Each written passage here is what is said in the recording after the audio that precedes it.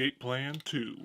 Hello everybody, my name is Mr. Hat, and today we're going over Escape Plan 2, which came out, I don't know when, it just flew under the radar. I was walking at Walmart one day, I was like, there was an Escape Plan sequel? So knowing that, I knew this was going to be garbage going into it, and I was even warned before going into it from a YouTube subscriber of mine that this was going to be garbage before I walked in, and yes, this is garbage. Oh fuck, where do I even start? Okay, so this movie takes place, God knows when, after the first movie, but we got this other prison that's apparently built by the same people from the first movie who made the tomb. Sylvester Stallone, he has this group of people that work for him, but he fires one guy, and then it's a year later, and all of a sudden, all these people that work for Sylvester Stallone, they end up in this prison. So then towards the end of the movie, over an hour into it, finally, Stallone is at that prison and breaks them out. It's the same movie as the first one, except all the character and fun and any sort of entertainment or interesting shit is completely taken out of it. There are no positives for this film other than you might,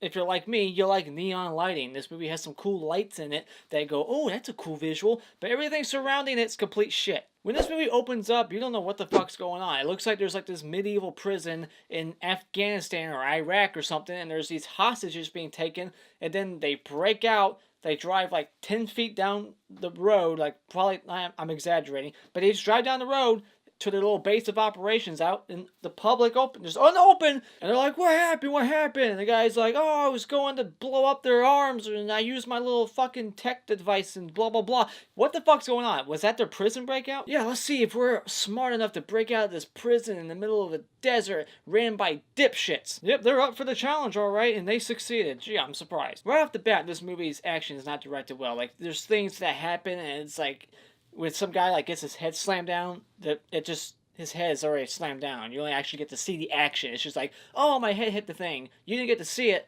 because we suck at choreographing. We got this Asian guy, I forget his name already. All forgettable, every single one of them. But he has his Asian brother, cousin, whatever, and he is really smart, but he's designed this chip, this techno thing that's basically going to override everything, and you can use it to take over everything, including nukes.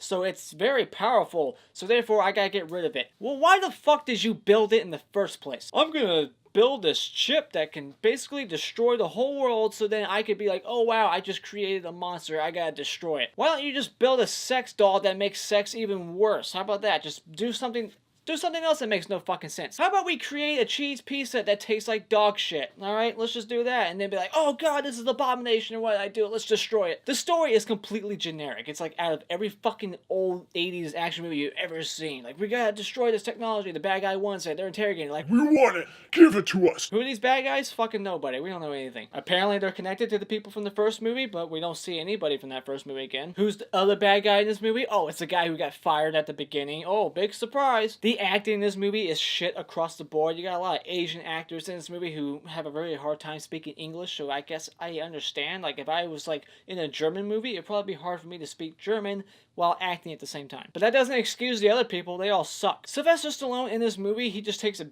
back seat and just sits in the back while everything else is happening, and it's like, where's Stallone? Like, who, why, where is he? But the Asian guy is like hearing Stallone's voice in his head, but it's like, it's almost like he's being communicated by like Stallone. It's not like things he's heard before. It's like Stallone is actually talking to him telepathically in his head. This prison makes no sense, okay? They call it a zoo, and they have these people every other day. People just randomly get selected to kick the shit out of each other. That way this movie can have some action every now and then without being so boring. And if they kick someone's ass, they get rewarded with this hologram CGI sanctuary where they get to look at mountains and trees and paint.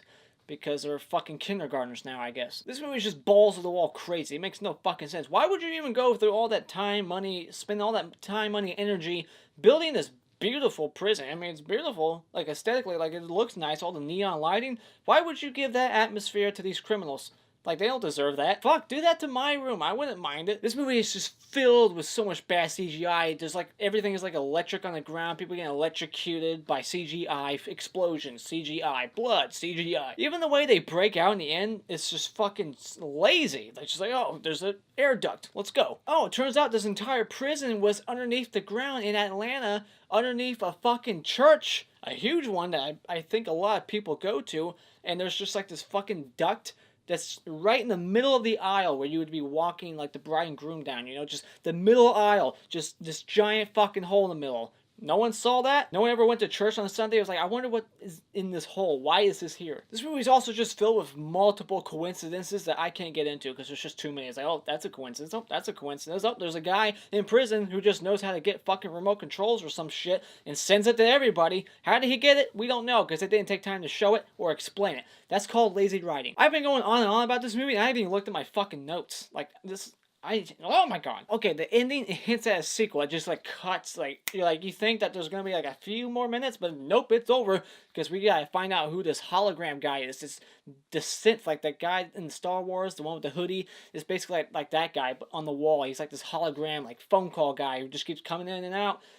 Apparently he's the main bad guy. Now we gotta get the main bad guy in the third movie, which I heard there is a third movie. What doesn't make sense is this movie was written by the same guy who wrote the first movie, and this movie came out 5 years later. Was this movie like shelved or something? Like, what? This is dog shit. Let's not even let it come out. But then they just released it. You should have just kept it buried like that chip that the guy in this movie was gonna bury. It's not even worth mentioning, but I'm gonna mention it. Okay, we get this weird like fucking 15-second scene before it's like 1 year later and it's in Shanghai. There's like the Asian guy in this movie. He's like training for like 10 seconds. He's like hitting his wooden post. And the whole room's just pitch black. So it's like all these fucking weird visuals set up to be visuals for the sake of being visuals. Makes no sense. Why is he training in a pitch black room and there's like this giant white hot spotlight hitting his fucking like training bag? Why? And like I said, there's just the beginning operation at the very beginning. What does it mean? What were they trying to do? We don't know what their plan was. Was that their prison break? Because it's very easy to break out of a prison that basically is fucking medieval, dumbass terrorists who are stormtroopers. Stormtrooper aim in this movie. What was their plan? We don't know. They don't go into details. We just find out that they were just breaking out of prison. Was I supposed to be surprised that the one American who was working with these terrorists was a double agent? Because I wasn't surprised. This movie even kind of like at one part makes 50 Cent look like he could be like portraying Stallone and stuff. Like he could possibly be a bad guy. But it goes nowhere. He's not a bad guy. This movie could have been more fun if it didn't take itself so goddamn serious. This movie took itself serious. There was no jokes at all.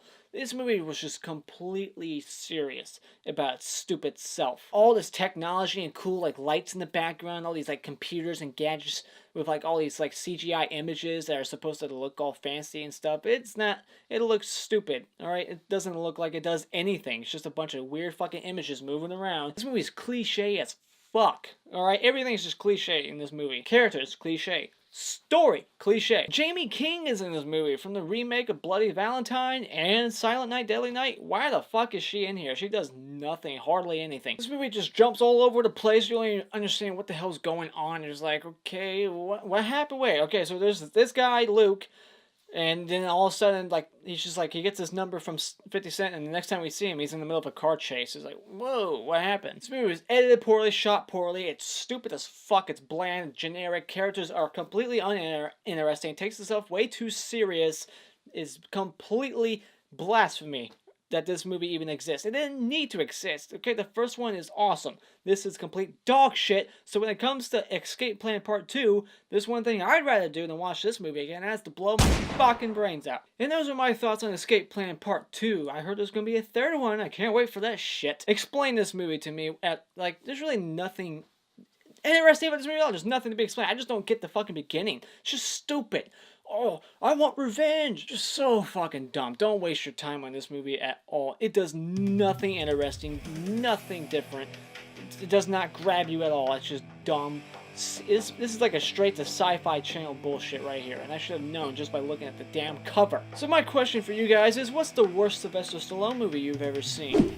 Let me know in the comments below. If you enjoyed my rant at all, you can support this video by clicking on this like button over here, and you can support my channel if you're new here by clicking on my cartoon face in about 5 seconds to subscribe, and until next time, I'll see you.